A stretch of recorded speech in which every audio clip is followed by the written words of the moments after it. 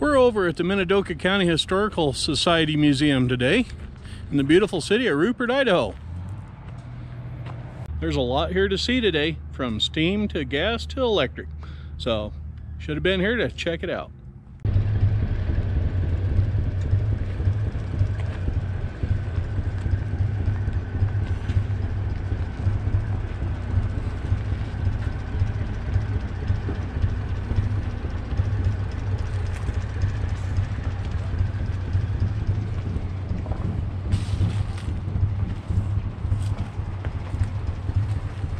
This is just some of the yard art out here at the Minidoka County Museum. Might be up for sale.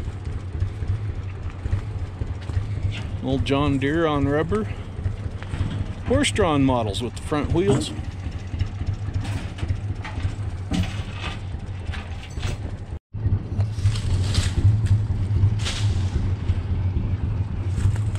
Skyler and I are actually standing here even contemplating this old one-row international sped planter. It seems to be all in one piece pretty much for the most part, except it is missing a counterweight here, but that can be found.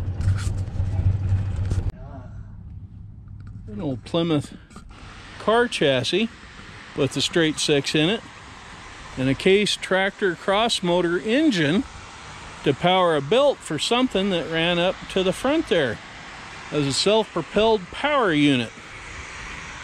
So yeah, that's kind of a neat old piece. Too bad the exhaust manifold's all rusted up and broken. Somebody, I bet though, could have parts for it and get this whole thing running again. Of course, they'd have to put it on a Ford chassis. You can't have it on a Plymouth.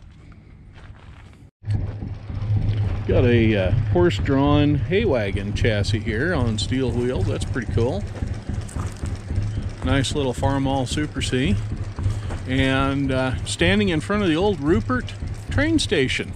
It's part of the Oregon Short Line, which later merged into the Union Pacific. It was a branch operation at any rate.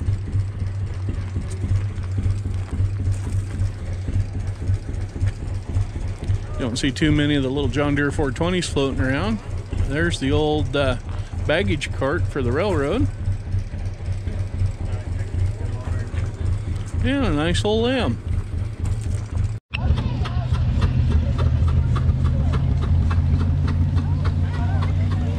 Right here we have a 1911 Case steam-powered power unit.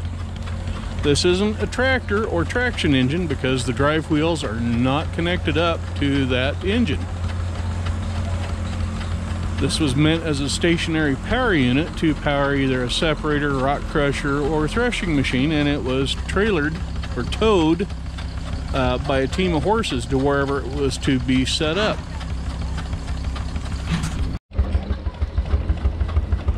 This old Case is one of the quietest running engines you'll ever run into until she starts working on a load, and then that stack really starts to talk and bark.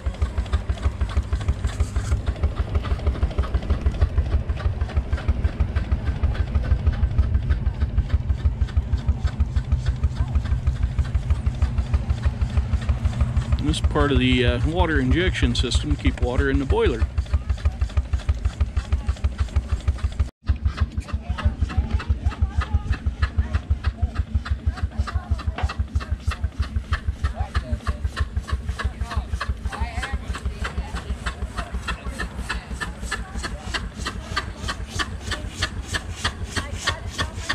Another stationary power unit you'd have found in a mill or whatever to power anything like they do with electric motors or gas engines these days.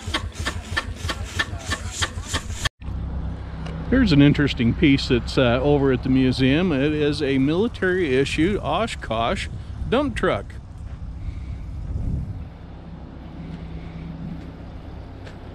It's owned by Christensen Machine Incorporated here in Rupert. They do a lot of work. In fact, they did some work on the transmission in the Rumley oil pole that's running here today. This interesting item was donated by the Bureau of Reclamation. Has a little winch up on top there and on the back side to raise and lower this. with its electrical windings and stuff on it. And what this is an electric arc lamp. There's actually electrodes inside of there that, when you pull them apart a certain distance, create an electrical spark, which makes an intense bright white light like the old searchlights they used to use in World War II to spot aircraft at night. There's a little intertype printing press, complete with the keyboard to drop the letters down, and it would melt lead bars into the type, which you can see right there. I don't know if you can read it or not, and then that would print out on the paper. But this is the deal that made the raised letters to print the ink onto the paper with. And you would use something like this old printing press right here, or the one over here to actually print on the paper. And this one actually has the little blocks that had the letters put on them. It's still sitting here in front of it. And there is another printing press back here. Little model built by Hebron resident Roy Skinner of a dredge. Operated here in the area to clean out levees along the canal system and whatnot. Complete with a little handmade scoop bucket. And all handmade with leftover parts and pieces. And seeing as how it's election year, this seemed appropriate. Complete with the little place where you dropped your ballot in, and you unlock that, swing it over, and lock it, and take it to the counting place where they would count the votes. Yeah, pretty cool. There you go. You think those little baby strollers were something new? Check this one out. All wood and steel construction, probably out of the 20s or early 30s. Holy cow, look at the size of that plane up there. A lot of old woodworking tools, and a lot of them are made out of wood.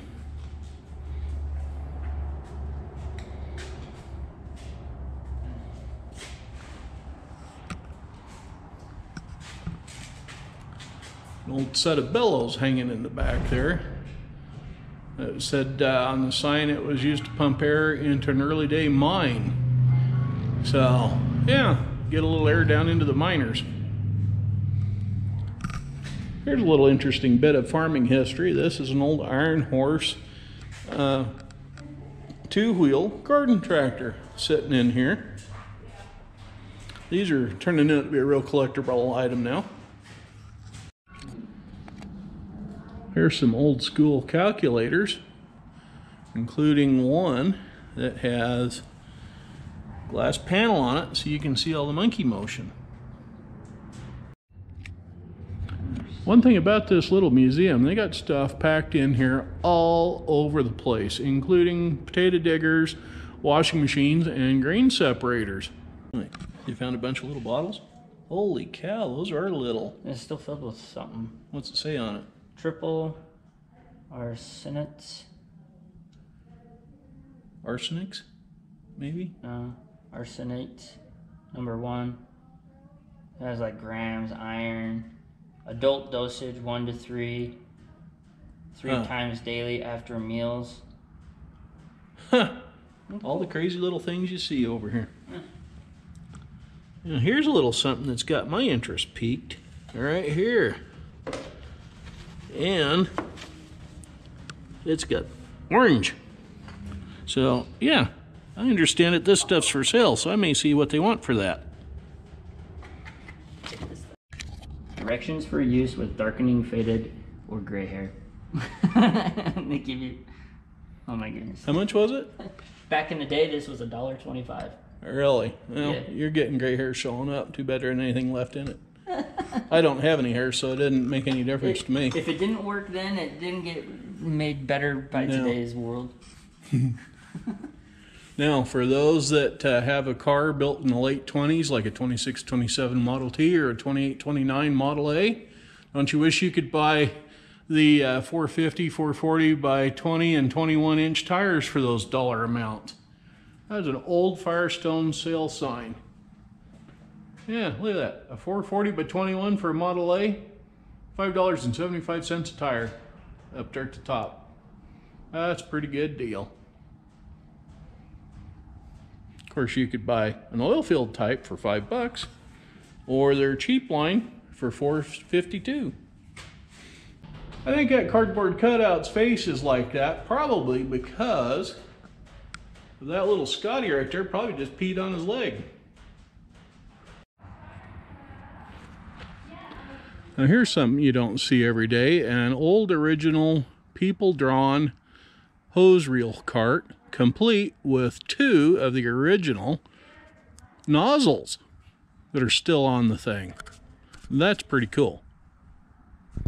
And the reason for having the train station here at the Minidoka County Museum? Yeah, they got everything but a locomotive sitting here. They even have the phone booth from Minidoka, Idaho for the UP dispatchers sitting here on the property.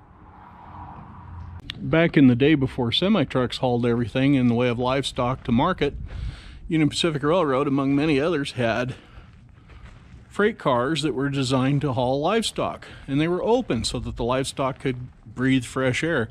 This particular model is a 3-deck job, meaning that it was used for sheep or hogs or other small animals, as cattle and horses were usually in a car that only had 1 layer of flooring, or maybe 2 for cattle.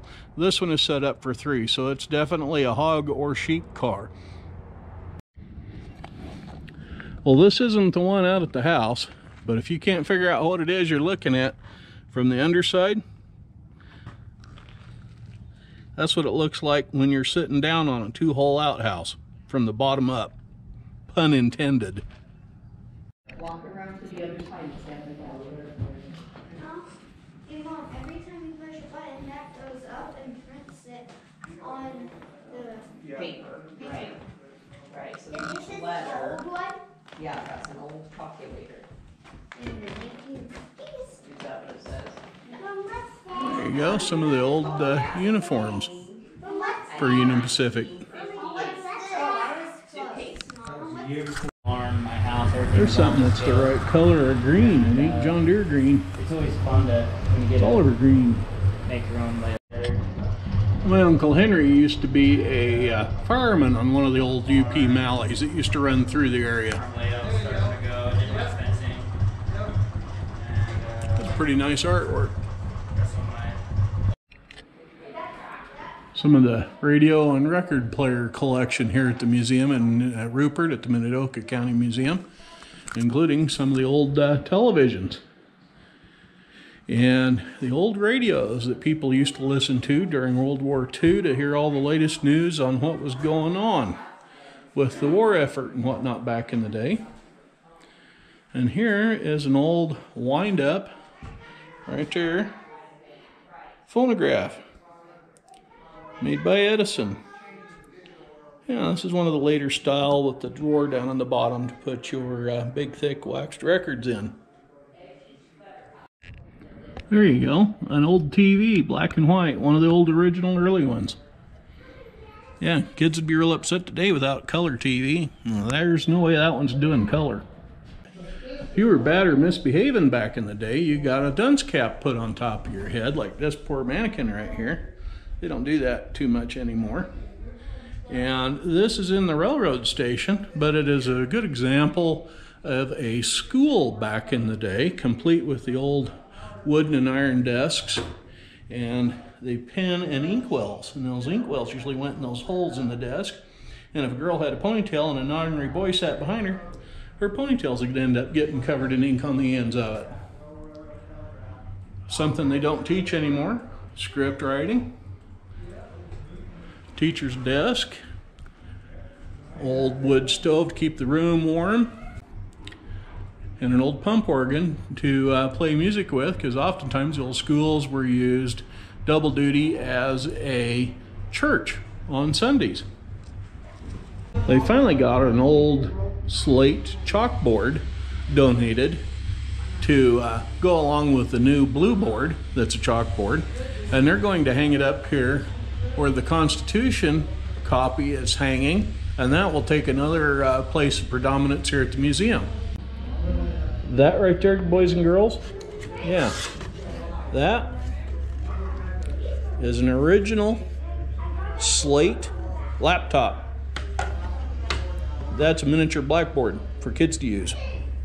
That's going to wrap up this episode of Nelson Creek Farms YouTube channel videos for today. We're over at the Minidoka County Museum. As always, don't forget to subscribe if you like what you're seeing. Don't forget to click on the bell icon and select all so you can get notified every time there's a new video out. And leave us a comment, thumbs up, thumbs down, whatever you'd like to do on the video, and let us know what you think. And so one last final parting shot of some of the farm implements that are here on display.